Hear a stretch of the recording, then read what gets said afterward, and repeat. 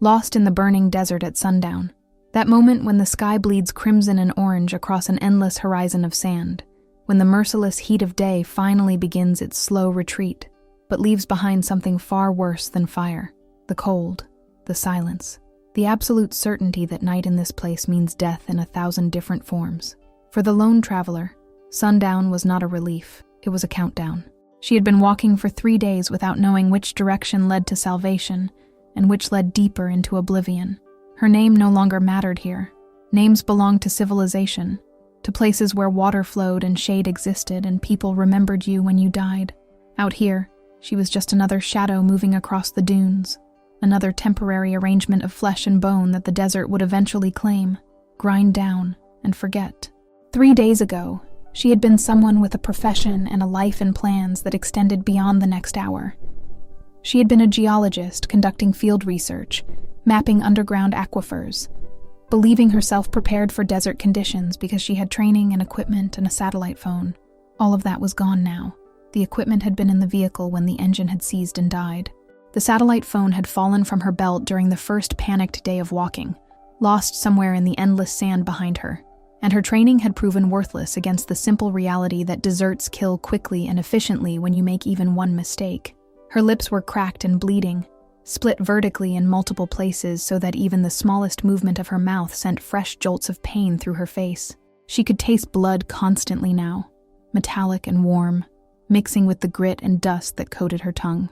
Her skin was burned raw beneath the torn fabric of what had once been a hiking jacket, the kind advertised as providing UV protection and moisture wicking and all the other features that were supposed to keep you safe in extreme environments. It had failed spectacularly.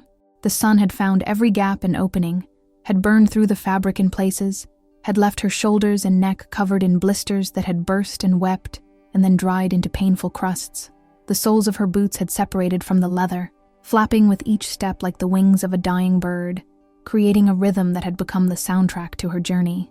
Flap, step, flap, step, on, until the sound had embedded itself so deeply in her consciousness that she heard it even when she stopped moving. And still she walked, because stopping meant accepting what the desert had been whispering to her since the moment her vehicle had broken down and left her stranded 70 miles from the nearest road, the whisper that said she would never leave this place. That said, her bones would bleach white under the merciless sun, and then crumble to dust, and then blow away on the wind, until nothing remained to prove she had ever existed. She refused to listen to that whisper, refused to give it power, refused to stop walking. The sun was a massive wounded thing on the horizon now, hemorrhaging light across the sky. She paused at the crest of a dune, swaying slightly as exhaustion and dehydration made the world tilt and shimmer. Below her, the desert stretched out in rolling waves of sand that seemed to pulse with residual heat. In the distance, she could see the dark outline of something that might have been rock formations, might have been ruins, might have been nothing more than a trick of failing light and a failing mind. She had learned not to trust her eyes out here. The desert was a liar. It showed you water where there was only more sand. It showed you shelter where there was only exposure. It showed you hope where there was only the mathematical certainty of your own mortality. But she had no choice except to believe in that distant darkness, because the alternative was to sit down on this dune and let the desert win. So she started walking again, sliding and stumbling down the face of the dune, her movements mechanical and graceless. Her canteen had been empty since yesterday morning. She had tried not to think about water, tried to push the need out of her mind through sheer force of will, but thirst was not something that could be reasoned with or ignored. It was a screaming thing now, a constant presence that made her tongue feel like leather and her throat feel like it was closing. Every swallow was an act of violence against her own body. As she walked, the temperature began its dramatic plunge. This was the desert's cruelest joke, the way it could burn you alive during the day and freeze you solid at night. She could already feel the cold creeping up from the sand, could feel her sweat beginning to chill against her skin. She wrapped her arms around herself and kept moving toward those distant formations, focusing on the simple mechanics of putting one foot in front of the other. Left, right, left, right. The rhythm was hypnotic, almost meditative, a way to keep the panic at bay. Because if she let herself think too much about her situation, about how utterly lost she was, about how slim her chances of survival had become, she would break. And breaking out here meant dying. The sun touched the horizon and seemed to melt into it, dissolving into a pool of molten copper. The shadows grew longer, deeper, more substantial. The sand beneath her feet began to change color, shifting from gold to amber to a dark rust that looked almost like dried blood. And then she heard it. A sound so faint that at first she thought she had imagined it. A kind of low rumbling that seemed to come from everywhere and nowhere at once. A vibration that she felt more than heard, as if the desert itself was clearing its throat. She stopped walking and stood perfectly still, listening with every fiber of her being. The sound faded, then returned, then faded again. It reminded her of distant thunder, but the sky was clear, that burning red expanse unmarred by clouds or any suggestion of moisture. Thunder needed storms, and storms needed water, and water did not exist in this place except as a fading memory in her desiccated cells. She turned slowly, scanning the dunes around her, but saw nothing except sand and shadow, and the last rays of sunlight painting everything in shades of fire. The landscape was empty, had been empty for 3 days, would probably remain empty forever, and yet, the sound came again, longer this time, lasting 5 or 6 seconds, and she felt it through the soles of her broken boots, felt it travel up her legs and into her spine like a shockwave. This was not imagination. This was not heat stroke or dehydration-induced hallucination. This was real. Something was moving beneath the sand. Something massive enough to create vibrations that traveled through earth and stone. Something that had been down there the whole time, perhaps, tracking her progress across the surface, waiting for the right moment to rise. The thought sent ice through her veins despite the heat. She had been walking over hunting ground, had been prey from the moment she entered this wasteland, and she had never known. The traveler had heard stories about this desert, about the things that supposedly lived in the deep places beneath the dunes. She had dismissed them as legends, as the kind of campfire tales that grew in the telling until they bore no resemblance to reality. But out here, with the light dying and that deep rumbling vibration traveling through the ground, those stories suddenly seemed less like fantasy and more like warnings she should have heeded. She started walking again, faster now, her eyes fixed on those distant ruins. If she could reach them before full dark, if she could find shelter among the stones, she might survive the night. Might. The formations resolved themselves as she got closer, revealing themselves to be exactly what she had hoped. The remnants of something built by human hands long ago. Walls of weathered stone jutted from the sand at odd angles, half buried by centuries of shifting dunes. Doorways led into darkness. Collapsed roofs created fragments of shelter. It looked like some kind of ancient structure, maybe a temple or a fortress, now reduced to broken teeth protruding from the desert's gums. She had no idea what civilization had built it, or when or why they had abandoned it to the sand. All that mattered was that it offered the possibility of protection, a place to hide from the cold and from whatever was moving beneath the dunes. She reached the first wall just as the sun finally disappeared and the desert plunged into twilight. The temperature dropped 10 degrees in 10 minutes. She pressed her hand against the stone and found it still warm from the day's heat, a temporary gift that would fade within the hour. The wall stood about 15 feet high, its surface carved with symbols and patterns that had been weathered almost to illegibility. She followed it around to what looked like a main entrance, a tall archway that led into shadow. The darkness beyond was absolute and uninviting, but she had no light to pierce it with and no choice except to enter. The interior smelled of dry stone and ancient dust and something else. Something organic that had long since desiccated, but left behind a faint trace of decay. She moved slowly, keeping one hand on the wall to guide her, letting her eyes adjust to the darkness. The wall beneath her palm was cool and smooth in places, rough and crumbling in others. She could feel the history in it, feel the weight of centuries pressing down through the stone. Gradually, she began to make out shapes and spaces. She was in some kind of corridor or hallway, with walls on either side, and what felt like a ceiling overhead. The floor was partially covered with sand that had drifted in over the years, creating small dunes inside the structure. In some places, the sand was shallow enough that she could feel the stone beneath. In others, it came up past her ankles, threatening to fill her already damaged boots. She moved deeper into the ruins, away from the entrance, away from the vulnerable exposure of that archway. Each step required careful placement, testing the ground ahead for stability, for hidden drops, for any of the 1,000 ways these ancient structures could betray the unwary. She needed to find a defensible position, a space with walls on multiple sides somewhere she could curl up and wait for dawn, somewhere that did not feel quite so much like a trap waiting to be sprung. The rumbling came again, louder now, close enough that she could hear the way it made small cascades of sand slide down the walls. She froze, her heart hammering. The sound seemed to be coming from below, from somewhere deep beneath the foundation of the ruins. She thought about all the stories she had heard, about creatures that swam through sand like fish through water, about things that had lived in this desert since before humans had learned to walk upright, about predators that hunted by sensing vibration and heat. She had always assumed those stories were exaggerations at best and complete fabrications at worst. Now she was not so sure. She kept moving, faster now, navigating by touch and by the faint ambient light that filtered in through cracks in the ceiling. The corridor branched into multiple passages. She chose one at random and followed it until it opened into a larger chamber. This room had partially collapsed, its ceiling gone, open to the rapidly darkening sky. Sand had piled up in one corner, creating a slope that reached almost to the top of the remaining walls. She could see the first stars beginning to appear overhead, cold and distant and indifferent to her struggle. The rumbling had stopped, but the silence that replaced it was somehow worse, pregnant with threat and possibility. She found a corner of the chamber where 3 walls met, creating a pocket of shelter, and lowered herself to the ground. Every muscle in her body screamed in protest. She had been pushing herself beyond normal limits for days now, running on nothing but adrenaline and stubbornness.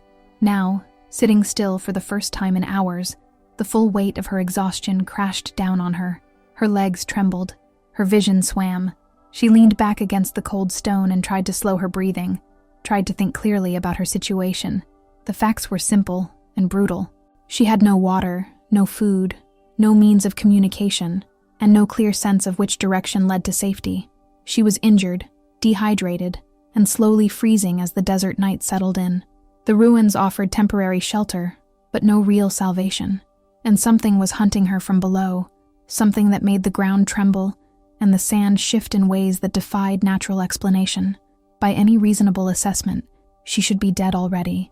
The fact that she was still alive felt less like luck and more like the desert playing with its food before the final kill.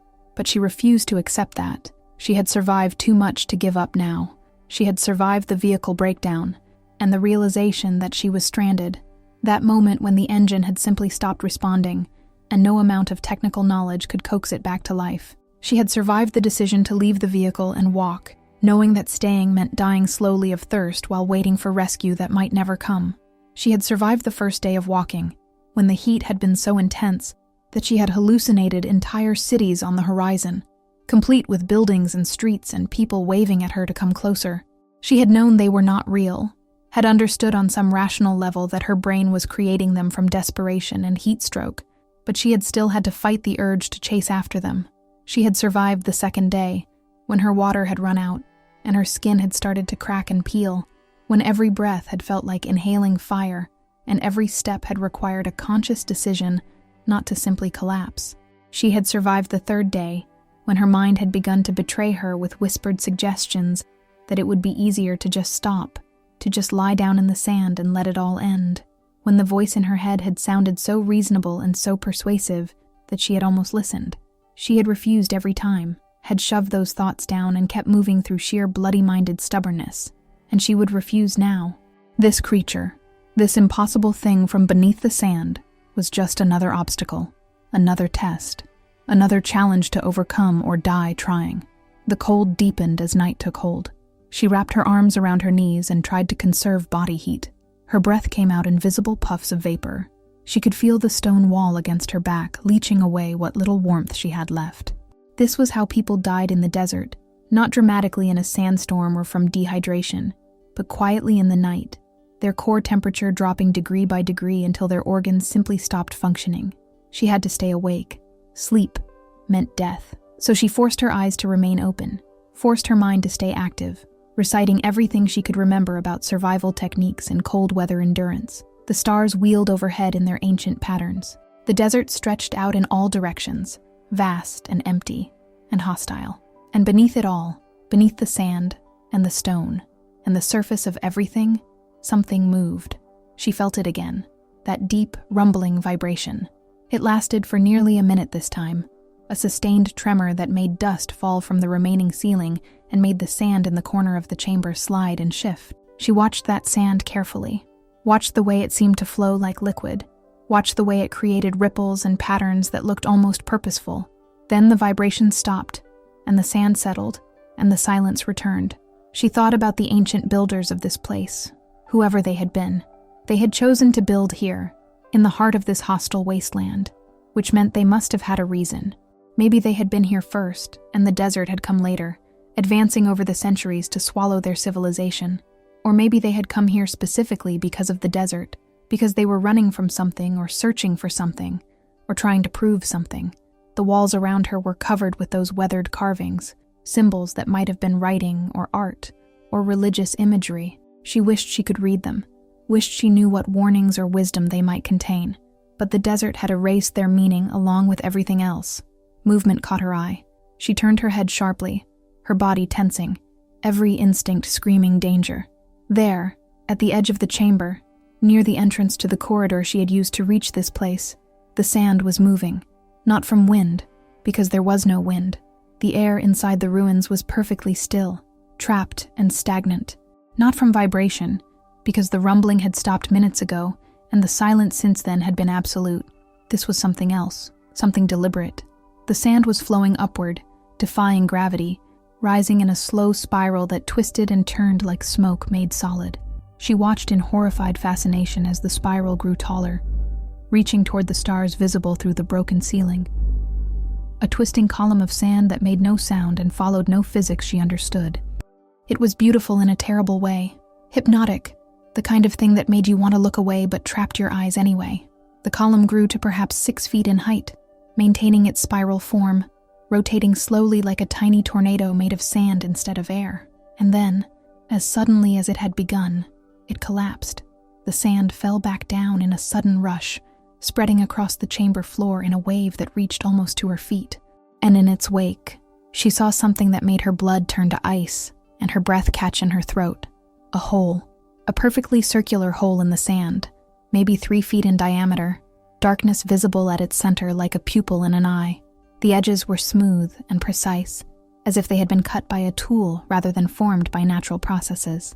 It looked like the entrance to a tunnel or a burrow, something that led down into the earth, down into places where light had never reached and never would.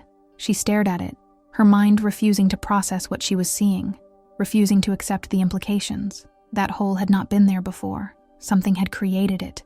Something had pushed up from below, testing the surface, searching for her. The realization hit her like a physical blow. Whatever lived beneath the dunes, it knew she was here. It could sense her heat, her movement, her presence. The ruins offered no protection, because the ruins were built on the same sand, the same ground where this thing swam and hunted and waited. She was not safe here. She had never been safe. The desert had simply been patient, letting her exhaust herself, letting her seek shelter, letting her believe she might survive. And now, in the darkness, it was time for the hunt to end. She pushed herself to her feet, ignoring the protests of her body. She could not stay in this chamber. She had to move, had to find higher ground, had to do something besides sit and wait to be dragged down into the earth. But even as she turned toward the corridor, she heard that rumbling again. Closer now, so close that the floor beneath her feet began to shake. The walls trembled. Dust rained down. And then, impossibly, the hole in the sand began to widen, its edges crumbling inward as something beneath pushed upward with terrible force. She ran. There was no strategy now, no tactical thinking, just pure animal terror driving her toward the corridor. She stumbled over uneven ground, crashed into walls she could barely see, kept moving because stopping meant death. Behind her, she heard a sound like something immense displacing vast quantities of sand, a rushing, sliding noise that grew louder with each passing second. She did not look back. Looking back would cost her precious momentum, precious seconds.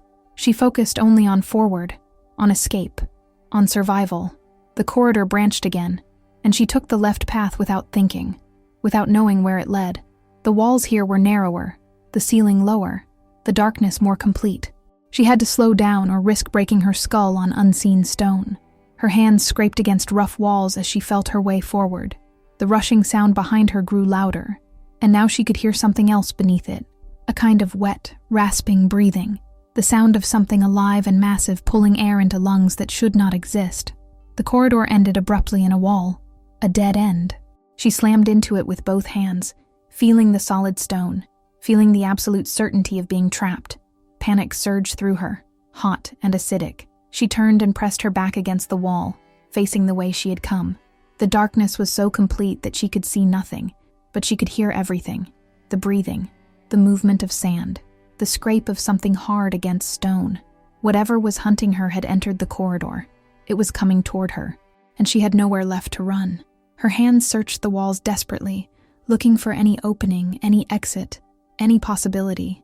Her fingers found grooves in the stone, the same kind of carved symbols she had seen elsewhere.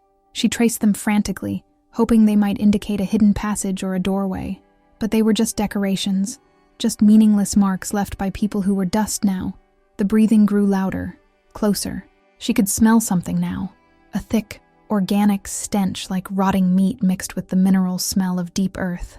It filled the narrow space, making her gag, making her eyes water.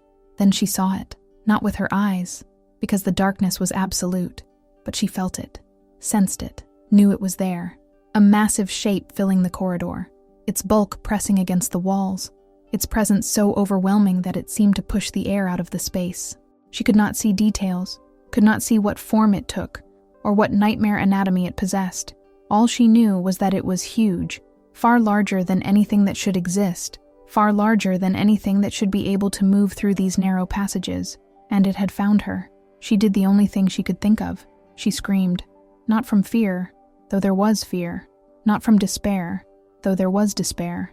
She screamed because silence was acceptance, and acceptance was death. She screamed to prove she was still alive, still fighting, still refusing to be erased by this place. Her voice echoed off the stone walls, bouncing back at her in distorted waves, and in response, the thing in the darkness made a sound of its own. It was not a roar, it was not a growl. It was something far older and far stranger, a sound that seemed to vibrate in her bones, a low-frequency resonance that made her teeth ache and her vision blur. It was the sound of something that had been alive since before humans had words for alive, something that existed outside the normal categories of predator and prey, something that simply was, had always been, would always be, long after her bones had been ground to powder and scattered across the dunes. Then it moved. She felt the displacement of air as something massive rushed toward her through the darkness. She threw herself sideways, hitting the ground hard, rolling across sand and stone.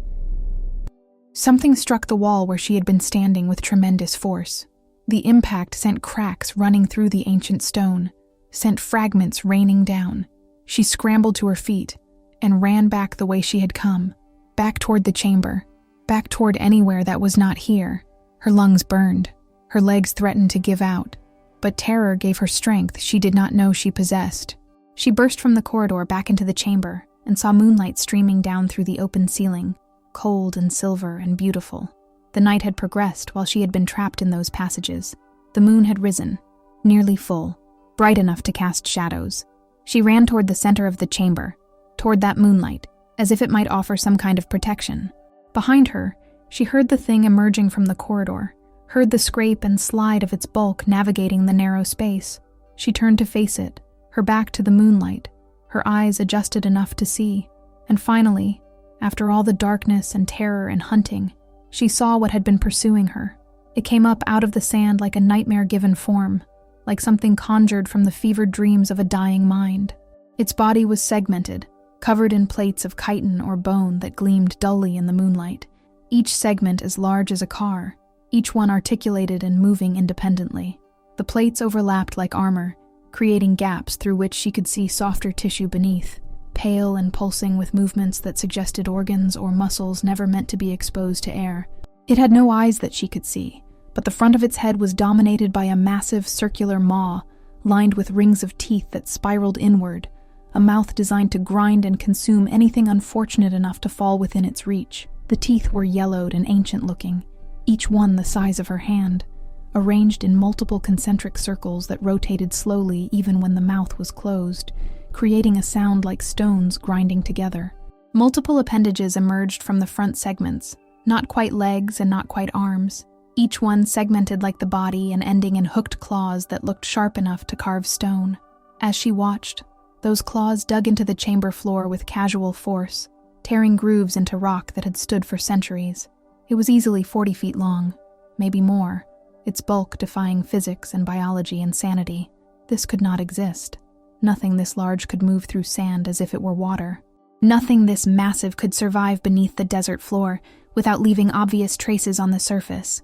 And yet here it was, real and solid and utterly impossible. This was what lived beneath the desert. This was what had been hunting her since sundown.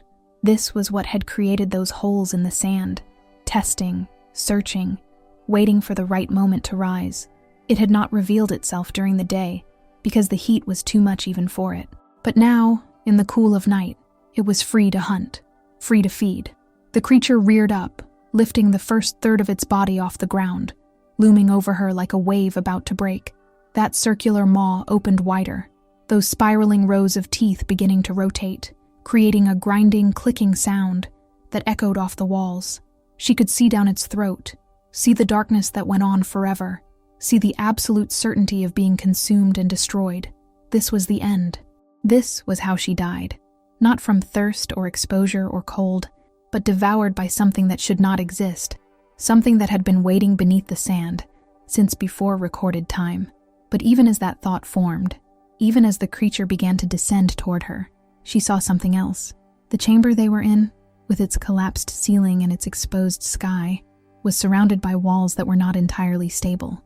Centuries of wind and sand had eroded the stone, had created weaknesses and fractures, and one wall in particular, the one directly behind the creature, had a massive crack running from top to bottom, a wound in the stone that looked ready to spread and grow at the slightest provocation. She did not have time to plan, did not have time to think it through. She simply acted. As the creature lunged toward her, that rotating maw seeking to engulf her, she threw herself to the side and ran directly at the cracked wall. The creature followed, its bulk turning with surprising speed, its clawed appendages tearing chunks out of the stone floor. She reached the wall and began to climb, using the carvings and irregularities in the stone as handholds, pulling herself up with strength, born of pure desperation. The creature slammed into the wall below her. The impact sent vibrations through the entire structure. The crack widened. Stone began to groan and shift. She climbed higher, her fingers bleeding, her arms screaming. The creature reared back and struck the wall again, trying to dislodge her, trying to bring her down into its reach. And with that second impact, the wall finally gave way. It did not collapse all at once. It fell in sections, large blocks of ancient stone breaking free and tumbling down. The creature, positioned directly beneath the collapse, had no time to retreat. Tons of stone crashed down onto its segmented body, burying the front third of its length, pinning it in place. It thrashed and writhed, that terrible grinding sound intensifying into something like a scream, but it could not free itself. The weight was too great, the stone too heavy. She clung to what remained of the wall, watching as the creature struggled. It was not dead, might not even be seriously injured, but it was trapped. She could see its rear segments still moving, still powerful, but without the front segments to guide and feed it, without its maw to do its work, it was helpless. It would eventually free itself, she knew. Something that size, that strong, would not be held forever, but that would take time, and time was all she needed. She climbed down carefully, avoiding the debris field, keeping her distance from those thrashing rear segments.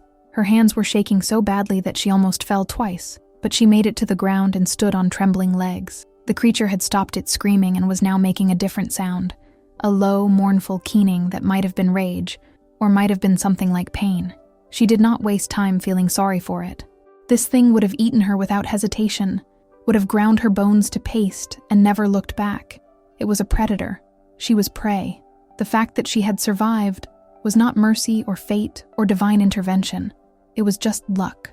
Stupid, improbable, impossible luck. She left the chamber and made her way back through the corridors toward the entrance, moving as quickly as her battered body would allow.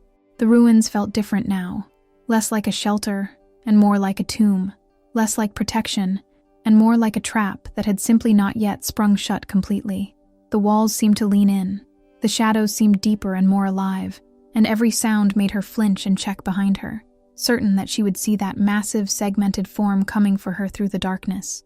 But she kept moving, kept putting distance between herself and that buried creature, because she knew with absolute certainty that its kind likely did not hunt alone. Where there was one, there would be others. The desert was vast, and these things had been here for millennia, far longer than humans had walked upright, creating a network of tunnels and hunting grounds beneath the sand. An entire ecosystem of nightmare that existed in the deep places, in the spaces between surface and bedrock, where no light ever penetrated. She was walking above their domain, crossing their territory, and the only reason she had survived this long was luck and timing, and the fact that the creature that had found her had made a mistake. The next one would not make the same mistake. The next one would not reveal itself so dramatically. The next one would simply strike from below and drag her down into the sand before she even knew she was being hunted. She emerged from the ruins into the full light of the moon. The desert stretched out before her, transformed by the silver light into something almost beautiful, almost peaceful. But she knew better than to trust that appearance. The desert was never peaceful. It was just patient. She looked up at the stars and tried to orient herself, tried to remember which direction she had been traveling before she had reached the ruins. East, she thought. She had been moving east, toward where the mountains should be, toward where civilization and water and survival might wait. She started walking again. Her body protested every step, but she ignored it. Pain was just information, just her nervous system reporting damage. It did not matter. What mattered was movement, progress, escape. She would walk through the night, rest briefly during the worst heat of tomorrow, then walk again. She would do this for as many days as it took, or until the desert finally claimed her. Those were the only options. Accept death or refuse it. And she had already made her choice. The sand beneath her feet was cool now, almost pleasant. The moonlight created long shadows that stretched across the dunes like dark fingers reaching toward her. She walked steadily, maintaining a rhythm, conserving energy. Behind her, the ruins gradually receded into the distance, becoming just another set of shadows against the horizon. And beneath the sand, beneath everything, that network of tunnels and creatures continued its ancient existence, hunting and feeding, and waiting for the next foolish human to wander into their territory. But she was out here now, under the open sky, moving toward survival. The creature had revealed itself, had shown her what lived beneath the dunes, and she had survived the encounter. That gave her something she had been lacking before. Not hope, exactly, because hope was too fragile a thing for a place like this, but something harder, something more durable. The knowledge that she could face the worst this desert had to offer and still keep walking. She had looked directly at death, had felt its breath and heard its voice and smelled its stench, and she had found a way through. That was worth something. That was a kind of victory, even if the war was far from over. The desert could throw sandstorms at her, could try to cook her during the day and freeze her at night, could hide predators beneath every dune, and she would keep walking, because that was what she did now. That was who she had become in these 3 days of hell. Someone who walked, someone who survived, someone who refused to lie down and die no matter how reasonable that choice appeared. The night stretched on. She passed over countless dunes, each one identical to the last, each one a test of endurance. Her throat was so dry now that swallowing was agony. Her feet were blistered and bleeding inside her broken boots. Her skin was raw from sun and sand and wind, but she was alive, still alive. And every step took her farther from the thing buried beneath the ruins, farther from certain death, closer to the possibility of rescue. As the moon began its descent toward the western horizon, she crested a particularly high dune and saw something in the distance that made her stop. Lights, tiny and distant, but unmistakable. Electric lights, which meant people, which meant civilization, which meant she had found a way out of this nightmare. Or it was another hallucination, another trick of her failing mind. She had no way to know for certain, but she chose to believe the lights were real, chose to make them her destination, because the alternative was to give up. She started down the far side of the dune, moving faster now despite her exhaustion. The lights remained visible, growing neither closer nor farther as she walked. They seemed to hover on the horizon like a promise or a lie, and she did not care which as long as they gave her a direction to follow. Dawn was coming. She could see the first hints of gray along the eastern edge of the sky, could feel the temperature beginning its slow climb back toward the brutal heat of day. She thought about the creature again, wondered if it had freed itself yet, wondered if it was even now swimming through the sand toward her, following her heat signature and the vibrations of her footsteps. But there was nothing she could do about that except keep moving, keep putting distance between herself and the ruins. She was committed now to this direction, to these lights, to this last desperate attempt at survival. The gray light strengthened, chasing away the stars one by one. The desert began to take on color again, the sand shifting from silver to gold to that familiar burning amber, and the lights ahead remained, still there, still real, growing slowly closer as she walked. They resolved themselves into individual points now, maybe a dozen of them, arranged in what looked like a linear pattern. A road, she thought, or a settlement, or a mining operation. She did not care which. Anything with lights meant people, and people meant water and shelter and the possibility of rescue. She allowed herself to believe, just a little, that she might actually make it, that she might survive this place after all. The thought was dangerous, she knew. Believing in survival could make you careless, could make you push too hard and break at the worst possible moment. But she needed something to walk toward, needed some reason to keep putting one foot in front of the other, beyond simple, stubborn refusal to die. So she let herself believe in those lights, let herself imagine cold water and clean bandages, and a place to rest that was not hostile sand or crumbling stone.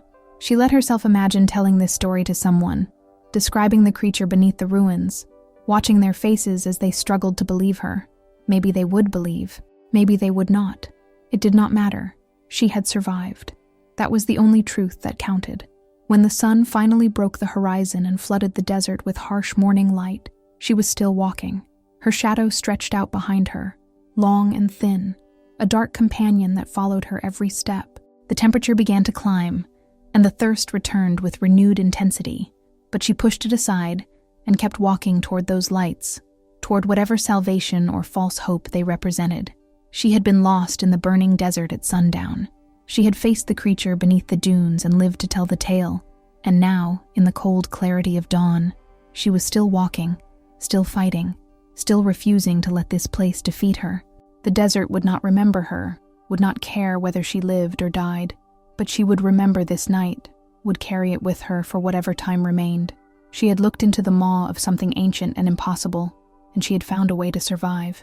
One more day, that was all she needed. One more day of walking, one more push toward those distant lights. She could do that. She had to do that, because the alternative was unthinkable.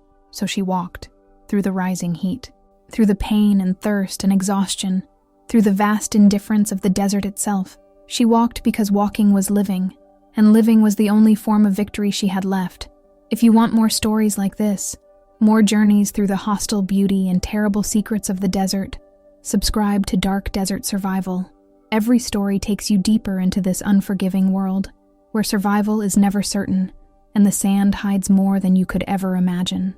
Tell me in the comments what moment of her journey shocked you the most, when you thought she might not make it through the night. And remember, in the desert, the sun is not your only enemy. Sometimes the greatest threats are the ones that wait beneath your feet, patient and hungry, until the moment you finally stop running.